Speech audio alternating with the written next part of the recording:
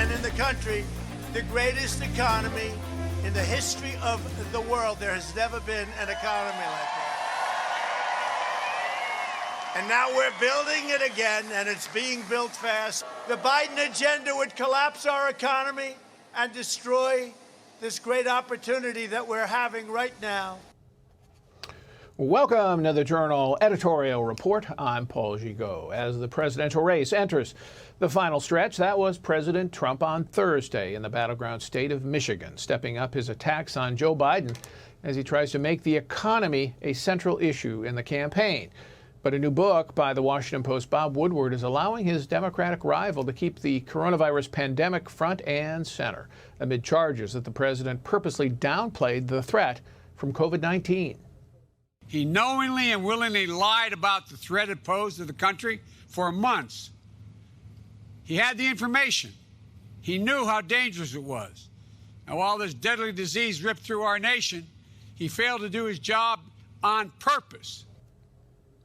Let's bring in Wall Street Journal columnist Karl Rove. He served as a senior advisor to President George W. Bush. So, Karl, nice to see you. Thank you, Paul. So you wrote this week that Joe Biden in the home stretch has the edge on the election right now. How big an edge is it? Well, enough that if the election were today, he would win a clear victory. But the race also, as I said in the next sentence, is tightening, particularly in the battleground states. So you talk to Democrats around the country, and they're anxious. Democrat politicos are anxious that they could have the second election in a row and the sixth in American history in which somebody wins the Electoral College and comes in second in the popular vote, and that's what they fear about Trump. So you don't think the president could, at this stage, is going to win a popular vote majority? Well, he could, because look, this race could have lots of twists and turns, and he could. I think the odds of that are small, but he could absolutely. Look, the absence of regular campaigning forced upon us by the coronavirus means things are. We got the partisans dug in, but among that group that's actually up for grabs in this election, whether it's 12 or 14, 15, 20%, maybe 18%, maybe at the most. You think it's that large? I mean, I think it's got to be under 10 at this stage, doesn't it? I mean, it's not that big. I don't know.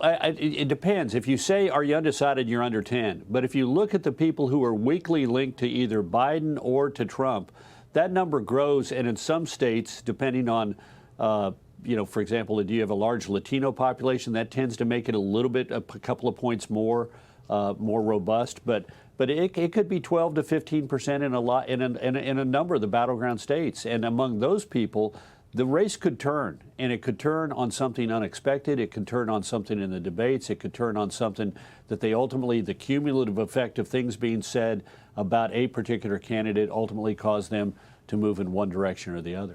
Let me ask you about this notion of the so-called shy Trump voter. That is somebody who is supporting the president but doesn't tell a pollster that because there's some social stigma attached to that, or maybe because they just don't like pollsters or don't like to talk to pollsters. How do you think that's real, number one? And then how big a cohort are we talking about? Well, I think it is real. We saw it in 2016. The average of the national polls, which were a large number of them, so that the good polls and the bad polls together, we got a good picture, suggested that Hillary Clinton was going to win like a 3.5% popular vote margin. So it was actually just over 2. So it was just over 1% of the voters who voted for Trump who were anticipated to vote for Hillary. I think it's probably slightly larger this time around because we've had 3.5 years of relentless attacks on the president that have caused some of his supporters, perhaps when they get an anonymous phone call from an unfamiliar polling organization, to say none of your business. But it is small. It's 1.5%, 2% probably at the most. At the most, okay. So the other issue that's come up, and I'm hearing this from more than a few Republicans, is this concern about whether or not President Trump's campaign is short on cash. Because as we know that Joe Biden has been rolling up huge fundraising numbers, and you travel in some of those fundraising circles, is this a real problem for the president? Well, I think it's a real concern, yes, because in August, Biden and the DNC raised $345 million, and the Republicans raised, I think, $210 million, something like that. And at the end of July, the cash on hand number for the Trump campaign was $105 million. My suspicion is it's going to be lucky to be $200 million at the end of August, the 1st of September. We'll see that report next week. That's not enough to fight for through the rest of the election on a fair battlefield. It depends on how much has been invested in data and infrastructure, and how much of that has been spent on perishable items like media. But having said that, my gut tells me that when it comes down to the end, the last 2 months are going to be a Biden spending advantage. But I think there's going to be sufficient Trump money for advertising, particularly in the last month. The question will be, did they do themselves some damage by not being on the air in August and not being on the air in September, early September? There's an outside group called Preserve America, which is running more ads in defense of, or attacking Biden and in defense of Trump than the Trump campaign is running itself. That's not a good place to be.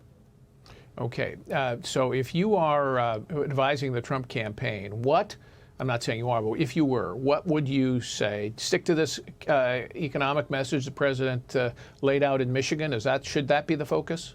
Well, I think the economic message is important coming down to the end. I think they're actually they did a smart thing by raising the issue of law and order and framing it as a question of weakness and judgment. Right. And then the question is that by the end of the campaign, they have to be in a place where they are making the economic argument.